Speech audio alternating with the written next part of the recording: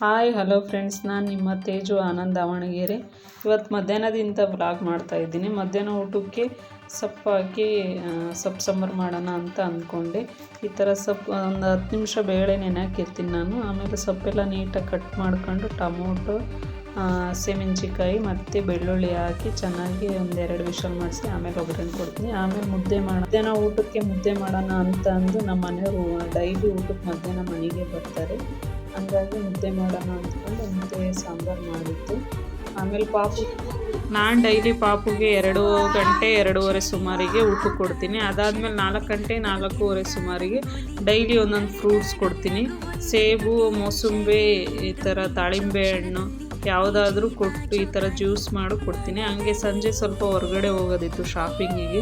ಹಾಗೆ ನಾನು ಒಬ್ಬಳೇ ಆಗ್ತೀನಿ ಎಂದು ನಮ್ಮ ತಂಗಿಗೂ ಕರೆಸ್ಕೊಂಡಿದ್ದೆ, ಬಂದಿದ್ಲು. ಶಾಪಿಂಗ್ ಮಾಡ್ಕೊಂಡು ಬಂದ್ವಿ ಫ್ರೆಂಡ್ಸ್. ಇಷ್ಟ ಆದರೆ ಲೈಕ್ ಮಾಡಿ.